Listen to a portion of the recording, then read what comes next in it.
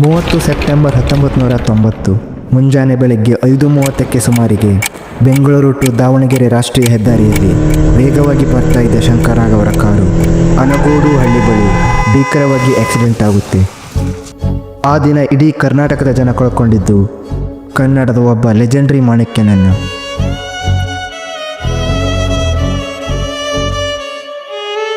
ಆ ದಿನ ಶಂಕರ್ನಾಗ್ ಅವರಿಗೆ ಆಕ್ಸಿಡೆಂಟ್ ಹೇಗಾಯಿತು? ಶಂಕರ್ನಾಗ್ ಅವರನ್ನು ಪ್ರೀಪ್ಲಾನ್ ಮಾಡಿ ಕೊಲೆ ಮಾಡಲಾಯ್ತಾ? ನನಗೆ ಗೊತ್ತು ನೀವು ತಮ್ಲೈನ್ ನೋಡಿ ಬಂದಿರ್ತೀರ ಅಂತ. ಇವತ್ತಿನ ವಿಡಿಯೋದಲ್ಲಿ ಶಂಕರ್ನಾಗ್ ಅವರ ಸಾವಿನ ನಿಗೂಢತೆ ಬಗ್ಗೆ ಮತ್ತು ಅದರ ಹಿಂದಿನ ಊಹಾಪೋಹಗಳ ಬಗ್ಗೆ ಆದಷ್ಟು ಕ್ಲಾರಿಟಿ ಕೊಡೋಕ್ಕೆ ಟ್ರೈ ಮಾಡ್ತೀನಿ. So let's start the video. Uttara Kannada ಜಿಲ್ಲೆಯ ಹೊನ್ನಾವರ ತಾಲೂಕಿನ ಮಲ್ಲಾಪುರ ಎಂಬ ಗ್ರಾಮದಲ್ಲಿ 9 ನವೆಂಬರ್ 1954ರಂದು ಒಂದು ಬ್ರಾಹ್ಮಣ ಕುಟುಂಬದಲ್ಲಿ one of the legendary actor Shankar Nag ಅವರ ಜನ್ಮ ಆಗುತ್ತೆ. ಶಂಕರ್ನಾಗ್ ಅವರ ತಂದೆ ಹೆಸರು ಸದಾನಂದ ನಾಗರಕಟ್ಟೆ. ಹೀಗಾಗಿ ಶಂಕರ್ ಅವರ ಹೆಸರು ಶಂಕರ್ನಾಗ್ ಎಂದು ಬದಲಾಯಿತು.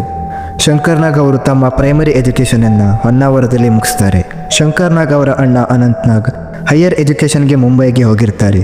ಶಂಕರ್ನಾಗ್ ಅವರು ಕೂಡ ಅಣ್ಣಂತರನೇ ಹೈಯರ್ ಎಜುಕೇಷನನ್ನು ಮುಂಬೈನಲ್ಲಿ ಮುಗಿಸಿ ಮುಂಬೈನಲ್ಲಿ ಇರುವ ಬ್ಯಾಂಕ್ನಲ್ಲಿ ಕ್ಲರ್ಕ್ ಆಗಿ ಕೆಲಸ ಮಾಡ್ತಾರೆ.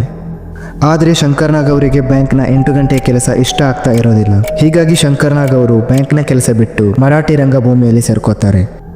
ಮೊದಲು ತಬಲ ಬಾರಿಸೋದು, ಹಾರ್ಮೋನಿಯಂ ನುಡಿಸೋದು, ಲೈಟ್ ಬಾಯ್ನ ಕೆಲಸ ಮಾಡೋದು, ನಂತರ ಅಲ್ಲೇ ಪಾತ್ರಗಳನ್ನು ಮಾಡೋಕ್ಕೆ ಶುರು ಮಾಡ್ತಾರೆ. ಇದೇ ಮರಾಠಿ ರಂಗಭೂಮಿಯಲ್ಲಿ ಪಾತ್ರ ಮಾಡ್ತಾ ಇದ್ದಂಥ ಅರುಂಧತಿ ನಾಗ್ ಅವರ ಪರಿಚಯ ಆಗುತ್ತೆ. ಈ ಪರಿಚಯ ನಂತರ ಪ್ರೀತಿಯಾಗಿ ಇಬ್ಬರು ಕೂಡ ಮದುವೆ ಆಗ್ತಾರೆ. ಶಂಕರ್ನಾಗ್ ಅವರು ಮೊಟ್ಟ ಮೊದಲ ಸಿನಿಮಾ ಮಾಡಿದ್ದು ಮರಾಠಿ ಭಾಷೆಯ ಸರ್ವಸಾಕ್ಷಿ. ಇದೇ ಟೈಮಲ್ಲಿ ಸಾಹಿತಿ ಮತ್ತು ನಿರ್ದೇಶಕರಾದಂಥ ಗಿರೀಶ್ ಕಾರ್ನಾಡ್ ಅವರು ನಾಟಕ ನೋಡೋದಕ್ಕೆ ಮುಂಬೈಗೆ ಬಂದಿರ್ತಾರೆ. ಅಲ್ಲಿಯ ನಾಟಕದಲ್ಲಿ ಚೆನ್ನಾಗಿ ಪಾತ್ರ ಮಾಡ್ತಾ ಇದ್ದಂಥ ಶಂಕರ್ನಾಗ್ ಅವರ ಪರಿಚಯ ಆಗುತ್ತೆ. ಆಗ ಶಂಕರ್ನಾಗ್ ಅವರು ಕರ್ನಾಟಕದವರು ಅಂತ ಗೊತ್ತಾದಾಗ ಗಿರೀಶ್ ಕಾರ್ನಾಡ್ ಅವರು ಶಂಕರ್ನಾಗ್ ಬಳಿ ಬಂದು, ನಾನೊಂದು ಸಿನಿಮಾ ಮಾಡ್ತಾ ಇದ್ದೇನೆ, ಸಿನಿಮಾದಲ್ಲಿ ಪಾತ್ರ ಮಾಡ್ತೇನಪ್ಪ ಹುಡುಗ ಅಂತ ಕೇಳ್ತಾರೆ. ಆಗ ಶಂಕರ್ನಾಗ್ ಅವರು ಅದಕ್ಕೇನಂತೆ ಮಾಡಲು ಸರ್ ಅಂತ ತುಂಬಾ ಖುಷಿಯಿಂದ ಒಪ್ಕೊಳ್ತಾರೆ.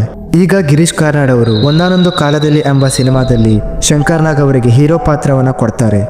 ಈ ಒಂದಾನೊಂದು ಕಾಲದಲ್ಲಿ ಎಂಬ ಸಿನಿಮಾ ಸೂಪರ್ ಹಿಟ್ ಆಗುತ್ತೆ. ಇದರಿಂದ ಕನ್ನಡ ಇಂಡಸ್ಟ್ರಿಗೆ ಶಂಕರ್ನಾಗ್ ಅವರ ಪರಿಚಯ ಆಗುತ್ತೆ.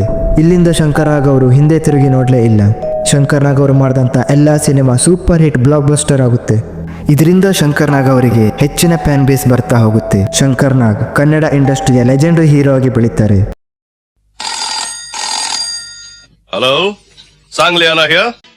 ಇಷ್ಟು ವರ್ಷ ನನ್ನನ್ನು ಪ್ರೀತಿಯಿಂದ ಸಾಕಿ ಬೆಳೆಸಿರೋದು ಕರ್ನಾಟಕದ ಜನತೆ. ನಾನು ಎಂದಿಗೂ ಮರೆಯಕ್ಕೆ ಸಾಧ್ಯ ಇಲ್ಲ ಸರ್. ನಾನು ಎಲ್ಲೇ ಇದ್ರು ಕರ್ನಾಟಕಕ್ಕೆ ಮತ್ತೆ ವಾಪಸ್ ಬಂದೇ ಬರ್ತೀನಿ.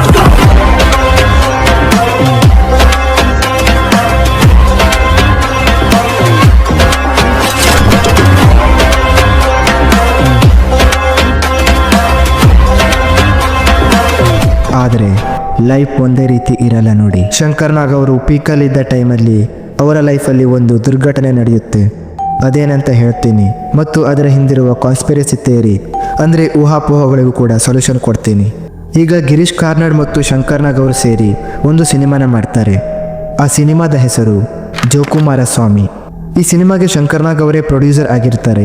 ಈ ಜೋಕುಮಾರಸ್ವಾಮಿ ಸಿನಿಮಾಗೆ ಗಿರೀಶ್ ಕಾರ್ನಾಡ್ ಅವರು 30 ಸೆಪ್ಟೆಂಬರ್ 1990ರಂದು ಮುಹೂರ್ತವನ್ನು ಫಿಕ್ಸ್ ಮಾಡ್ತಾರೆ. ಹೀಗಾಗಿ ಶಂಕರ್ನಾಗ್ ಅವರು ಈ ಸಿನಿಮಾಗೆ ಹೊರಬೇಕಂತ ರೆಡಿಯಾಗಿರ್ತಾರೆ. ಆದರೆ ಈ ಸಿನಿಮಾದ ಮುಹೂರ್ತದ ಹಿಂದಿನ ದಿನ ಸಂಕೇತ್ ಸ್ಟುಡಿಯೋದಲ್ಲಿ ಆಡಿಯೋ ಡಬ್ಬಿಂಗ್ ಕೆಲಸದಲ್ಲಿ ಬ್ಯುಸಿಯಾಗಿ ಇರ್ತಾರೆ. ಹೀಗಾಗಿ ಜೋಕುಮಾರ್ ಸಿನಿಮಾದ ಮುಹೂರ್ತಕ್ಕೆ ಹೋಗ್ಲಿಕ್ಕೆ ಲೇಟ್ ಆಗಿರುತ್ತೆ. ಶಂಕರ್ನಾಗ್ ಅವರು ತಮ್ಮ ಡಬ್ಬಿಂಗ್ ಕೆಲಸನ ಮುಗಿಸಿ ಮನೆಗೆ ಬರುವಾಗ ಸಂಜೆ ಆಗಿರುತ್ತೆ. ಮನೆಗೆ ಬಂದಂತ ಶಂಕರ್ನಾಗ್ ಅವರು ಫ್ಯಾಮಿಲಿ ಜೊತೆ ಊಟ ಮಾಡ್ತಾ ಜೋಕುಮಾರ್ ಸಿನಿಮಾದ ಮುಹೂರ್ತಕ್ಕೆ ಹೋಗ್ಬೇಕು ಅನ್ನೋ ವಿಷಯದ ಬಗ್ಗೆ ಡಿಸ್ಕಸ್ ಮಾಡ್ತಾ ಇರ್ತಾರೆ. ಆಗ ಶಂಕರ್ನಾಗ್ ಅವರ ತಾಯಿ ಈಗ ತುಂಬಾ ಲೇಟ್ ಆಗಿರೋದ್ರಿಂದ ಹೋಗೋದು ಬೇಡ ಅಂತ ಹೇಳ್ತಾರೆ. ಹಾಗೆ ಅಣ್ಣ ಅನಂತ್ನಾಗ್ ಅವರು ಕೂಡ ಹೋಗೋದು ಬೇಡ ಅಂತ ಆಲ್ರೆಡಿ ಹೇಳಿರ್ತಾರೆ. ಆದರೆ ಶಂಕರ್ನಾಗ್ ಅವರು ತಮ್ಮ ವರ್ಕ್ಗೆ ತುಂಬಾ ಡೆಡಿಕೇಶನ್ ಕೊಡುವಂಥ ವ್ಯಕ್ತಿತ್ವ. ಆಗ ಶಂಕರ್ನಾಗ್ ಅವರು, ಇಲ್ಲ, ನಾನು ಹೋಗದೆ ಇದ್ರೆ ಗಿರೀಶ್ ಕಾರ್ನಾಡ್ ಅವರಿಗೆ ಬೇಜಾರಾಗುತ್ತೆ, ಅಲ್ಲದೆ ಈ ಸಿನಿಮಾಗೆ ಪ್ರೊಡ್ಯೂಸರ್ ಕೂಡ ನಾನೇ ಆಗಿರೋದ್ರಿಂದ ಹೋಗಲೇಬೇಕು ಅಂತ ಡಿಸೈಡ್ ಮಾಡ್ತಾರೆ. ನೋಡಿ, ವಿಧಿಯಾಟನ ತಡೆದು ನಿಲ್ಲಿಸಲಿಕ್ಕೆ ಯಾರ ಕೈಲಿಂದಲೂ ಕೂಡ ಸಾಧ್ಯ ಇಲ್ಲ. ಮಿಡ್ನೈಟ್ 2 ಗಂಟೆ ಆಗಿರುತ್ತೆ. ಶಂಕರ್ನಾಗ್ ಅವರು ತಮ್ಮ ಪತ್ನಿ, ಮಗಳು ಮತ್ತು ಡ್ರೈವರ್ ಜೊತೆ ಮಿಡ್ನೈಟಲ್ಲಿ ಅವಸರವಾಗಿ ಹೊರಡ್ತಾರೆ. ನೀವು ತಿಳ್ಕೊಂಡಿರ್ಬೋದು ಶಂಕರ್ನಾಗ್ ಅವರು ಆ ದಿನ ಅಷ್ಟೇ ಮಿಡ್ನೈಟಲ್ಲಿ ಟ್ರಾವೆಲ್ ಮಾಡಿರ್ಬೋದು ಅಂತ. ಇಲ್ಲ, ಶಂಕರ್ನಾಗ್ ಅವರು ಎಷ್ಟೋ ಬಾರಿ ಮಿಡ್ನೈಟಲ್ಲಿ ತಮ್ಮ ಡ್ರೈವರ್ ಜೊತೆ ಶೂಟಿಂಗ್ಗೆ ಹೋಗ್ತಾ ಇದ್ರು. ಆದರೆ ಎಲ್ಲ ದಿನ ಒಂದೇ ಆಗಿರೋದಿಲ್ಲ ನೋಡಿ.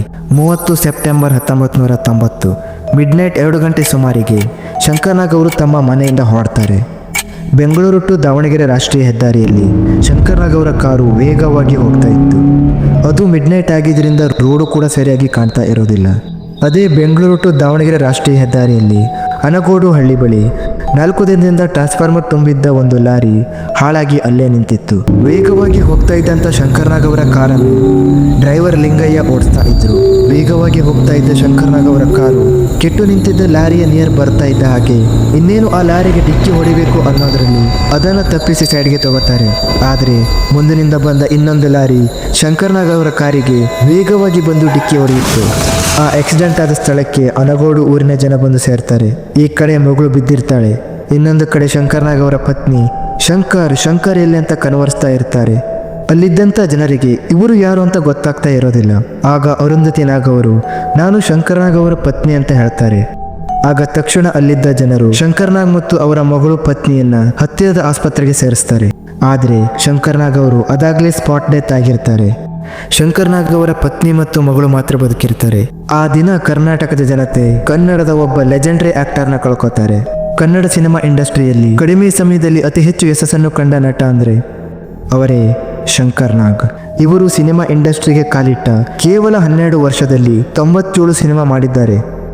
ಅಂದರೆ ಒಂದು ಆವರೇಜ್ ಆಗಿ ತೆಗೆದ್ರೆ ವರ್ಷಕ್ಕೆ 8 ಸಿನಿಮಾ. ದಿಸ್ ಇಸ್ ಅನ್ಬಿಲೀವೇಬಲ್, ನಂಬಲಿಕ್ಕೆ ಸಾಧ್ಯ ಇಲ್ಲ. ಇದರಿಂದ ಗೊತ್ತಾಗುತ್ತೆ ಶಂಕರ್ನಾಗ್ ಅವರು ಎಷ್ಟು ಫಾಸ್ಟ್ ಇದ್ರು ಹೇಳಿ. ಶಂಕರ್ನಾಗ್ ಅವರ ಆಪ್ತ ವಲಯದವರು ಹೇಳ್ತಿದ್ರು ಇಷ್ಟೊಂದು ಸ್ಪೀಡ್ ಒಳ್ಳೇದಲ್ಲ, ಸ್ವಲ್ಪ ನಿಧಾನವಾಗಿ ಹೋಗುವಂತ. ಅಂತೂ 1-2 ಕೆಲಸ ಅಲ್ಲ, ಎಟ್ ಎ ಟೈಮ್ ಎಲ್ಲ ಮಾಡ್ತಿದ್ದ. ತಿರ್ಕೊಂಡ ಮೇಲೆ ಅನಂತನಾಗ್ ಹೇಳ್ತಾನೆ, ನಾನು ಹೇಳ್ತಾ ಇದ್ದೆ ಈ ಸ್ಪೀಡ್ ಬೇಡ ಮಲಯ, ಇಷ್ಟು ಸ್ಪೀಡ್ ಹೋಗಬೇಡ, ನಿನ್ನ ಶಕ್ತಿ ನನಗೆ ಗೊತ್ತು, ಆದರೆ ಸ್ಪೀಡ್ ಇದೆಯಲ್ಲ ಅದು ಯಾವತ್ತಿದ್ರೂ ಅಪಾಯಕಾರಿ. ಕಾರ್ ಇರಲಿ, ವರ್ಕ್ ಲೆವೆಲ್ನಲ್ಲಿ ಇರಲಿ, ಸ್ಪೀಡ್ ಬಿಡ್ಬಿಟ್ಟು.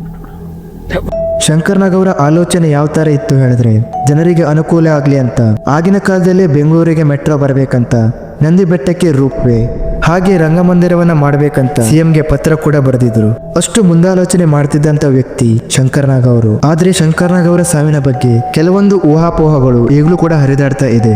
ಅದೇನಂದ್ರೆ ಶಂಕರ್ನಾಗ್ ಅವರನ್ನ ಇದೇ ರೀತಿ ಸಾಯಿಸಬೇಕು ಅಂತ ಮೊದಲೇ ಪ್ರೀ ಪ್ಲಾನ್ ಮಾಡಿ ಆಕ್ಸಿಡೆಂಟ್ ಮಾಡಿ ಸಾಯಿಸಿದ್ದಾರಂತ ಕೆಲವು ಅನುಮಾನಗಳು ಈಗಲೂ ಕೂಡ ಇವೆ.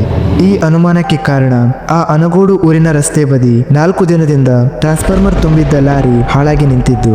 ಯಾವುದೇ ವಸ್ತುವನ್ನು ಅಥವಾ ಗುಡ್ಸನ್ನ ತೆಗೆದುಕೊಂಡು ಹೋಗುವಂತ ಟ್ರಕ್ ಮ್ಯಾಕ್ಸಿಮಮ್ 1 ದಿನ ಮಾತ್ರ ಕೆಟ್ಟು ನಿಂತಿರುತ್ತೆ. ಅದರ ಮಾರನೇ ದಿನ ಆ ಟ್ರಕ್ ಅನ್ನ ರಿಪೇರಿ ಮಾಡಿ ತೆಗೆದುಕೊಂಡು ಹೋಗ್ತಾರೆ.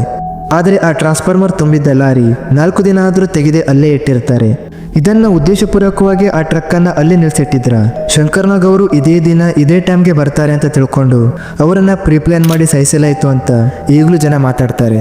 ಶಂಕರ್ನಾಗ್ ಅವರನ್ನ ಪ್ರೀಪ್ಲಾನ್ ಮಾಡಿ ಸಾಯಿಸಿದ್ದು ಕನ್ನಡದ ಖ್ಯಾತ ನಟ ಡಾಕ್ಟರ್ ರಾಜ್ಕುಮಾರ್ ಅನ್ನೋ ಊಹಾಪೋಹ ಈಗಲೂ ಕೂಡ ಇದೆ. ಆದರೆ ರಿಯಾಲಿಟಿ ಏನಂದ್ರೆ ಡಾಕ್ಟರ್ ರಾಜ್ಕುಮಾರ್ ಮತ್ತು ಶಂಕರ್ನಾಗ್ ನಡುವೆ ಒಳ್ಳೆ ಫ್ರೆಂಡ್ಶಿಪ್ ಕೂಡ ಇತ್ತು. ಇನ್ಫ್ಯಾಕ್ಟ್ ಇವರ ಮಧ್ಯೆ ಯಾವುದೇ ಭಿನ್ನಾಭಿಪ್ರಾಯ ಕೂಡ ಇರೋದಿಲ್ಲ. ಎಷ್ಟೋ ಸತಿ ಡಾಕ್ಟರ್ ರಾಜ್ಕುಮಾರ್ ಅವರು ಶಂಕರ್ನಾಗ್ ಅವರನ್ನ ತಮ್ಮ ಮನೆಗೆ ಕರೆದು ಅತಿಥಿ ಸತ್ಕಾರ ಮಾಡಿ ಕಳಿಸ್ತಾ ಇದ್ರು. ಅಷ್ಟು ಅನ್ಯೋನ್ಯತೆಯಿಂದ ಇರ್ತಾ ಇದ್ರು. ಅಷ್ಟೇ ಅಲ್ಲದೆ ರಾಜ್ಕುಮಾರ್ ಅವರಿಗೆ ಅದಾಗಲೇ ವಯಸ್ಸಾಗಿರುತ್ತೆ. ಅವರ ಆರೋಗ್ಯ ಕೂಡ ಹದಗೆಡ್ತಿದ್ದ ಟೈಮ್ ಅದು. ರಾಜ್ಕುಮಾರ್ ಅವರು ಆಲ್ರೆಡಿ ಹೇಳಿರ್ತಾರೆ, ನನಗೆ ಆರೋಗ್ಯ ಸರಿ ಇಲ್ಲದೆ ಇರೋದ್ರಿಂದ ಸಿನಿಮಾನ ಮಾಡೋಕೆ ಆಗೋದಿಲ್ಲ ಅಂತ ಹೇಳಿರ್ತಾರೆ. ಇನ್ಫ್ಯಾಕ್ಟ್ ಅವರು ಕೂಡ ಈ ರೀತಿ ಯೋಚನೆ ಮಾಡಿರ್ಲಿಕ್ಕಿಲ್ಲ. ನಮ್ಮ ಜನ ಇಲ್ಲದೆ ಇರುವಂಥ ಊಹಾಪೋಹಗಳನ್ನು ಈಗಲೂ ನಂಬ್ತಾ ಇದ್ದಾರೆ. ಸ್ವಲ್ಪ ಕಾಮನ್ ಸೆನ್ಸಿಂದ ಯೋಚನೆ ಮಾಡಲಿ ಅಂತ ಹೇಳಿದೆ. ಹಾಗಾದರೆ ಶಂಕರ್ನಾಗ್ ಅವರ ಡೆತ್ತು ನಾರ್ಮಲ್ ಅಂತ ನನ್ನನ್ನು ಕೇಳಿದ್ರೆ ಇಲ್ಲ ಅಂತ ನನ್ನ ಅಭಿಪ್ರಾಯ. ನನ್ನ ಪ್ರಕಾರ ಇದು ಪ್ರೀಪ್ಲಾನ್ ಮಾಡೋ ಥರ ಕಾಣುತ್ತೆ. ಯಾಕೆ ಅಂತ ಹೇಳಿದ್ರೆ ಮೊದಲನೇ ಪಾಯಿಂಟ್, ಆ ಟ್ರಕ್ಕು 4 ದಿನ ಅಲ್ಲೇ ಯಾಕೆ ನಿಂತಿದ್ದು. ಸೆಕೆಂಡ್, ಶಂಕರ್ನಾಗ್ ಅವರನ್ನು ಆಕ್ಸಿಡೆಂಟ್ ಮಾಡಿದಂಥ ವ್ಯಕ್ತಿಯನ್ನು ಯಾಕೆ ಅರೆಸ್ಟ್ ಮಾಡಲಿಲ್ಲ, ಮತ್ತು ಆ ವ್ಯಕ್ತಿ ಏನಾದ ಎಲ್ಲೋದ ಹೇಳಿ ಯಾರಿಗೂ ಕೂಡ ಗೊತ್ತಿಲ್ಲ. ಈ ಆಕ್ಸಿಡೆಂಟ್ ಕೇಸ್ ಪೊಲೀಸ್ ಸ್ಟೇಷನಲ್ಲಿ ರಿಜಿಸ್ಟರ್ ಆಗಿದ್ರು ಕೂಡ ಪೊಲೀಸವರು ಯಾಕೆ ಆಕ್ಷನ್ ತಗೊಳ್ಳಿಲ್ಲ ಅಂತ ನೋಡಿದಾಗ ಇದರ ಹಿಂದೆ ಇರ್ತಕ್ಕಂಥವ್ರು ಆಗಿನ ಕಾಲದ ರಾಜಕೀಯ ವ್ಯಕ್ತಿಗಳು ಅಂತ ನನ್ನ ಅಭಿಪ್ರಾಯ. ಯಾಕೆಂದರೆ ಶಂಕರ್ನಾಗ್ ಅವರ ಅರ್ಧಕ್ಕಿಂತ ಹೆಚ್ಚಿನ ಫಿಲ್ಮ್ಗಳು ರಾಜಕೀಯ ವ್ಯಕ್ತಿಗಳ ವಿರುದ್ಧ ಇದ್ದಿದ್ದರಿಂದ. ಅದರಲ್ಲೂ ಸಾಂಗ್ಲಿಯಾನ ಫಿಲ್ಮ್ ನೋಡಿದವರಿಗೆ ಗೊತ್ತಿರುತ್ತೆ ಆಗಿನ ಕಾಲದಲ್ಲಿ ರಾಜಕೀಯ ವ್ಯಕ್ತಿಗಳು ಜನರನ್ನು ಯಾವ ರೀತಿ ಮೋಸ ಮಾಡ್ತಾ ಇದ್ದಾರೆ ಅಂತ ತೋರಿಸಿದ್ದಾರೆ. ಈ ಸಾಂಗ್ಲಿಯಾನ ಫಿಲ್ಮ್ ಬರೋ ತನಕ ಎಷ್ಟೋ ಮಂದಿಗೆ ಗೊತ್ತಿರಲಿಲ್ಲ ರಾಜಕೀಯದಲ್ಲಿ ಈ ರೀತಿಯೂ ಮೋಸ ನಡೀತಾ ಇದ್ದಾವೆ ಅಂತ. ಇನ್ನು ಇಂಟ್ರೆಸ್ಟಿಂಗ್ ವಿಷಯ ಏನಂದ್ರೆ ಸಾಂಗ್ಲಿಯಾನ ರಿಲೀಸ್ ಆಗಿದ್ದು 1988. ಈ ಮೂವಿ ಬ್ಲಾಕ್ ಬಸ್ಟರ್ ಆಗಿದೆ. ಇದಾದ ನಂತರ 1990ರಲ್ಲಿ ಬಂದಿದ್ದು ಸಾಂಗ್ಲಿಯಾನ ಪಾರ್ಟ್ 2. ಇದು ಕೂಡ ಬ್ಲಾಕ್ ಬಸ್ಟರ್ ಮೂವಿ.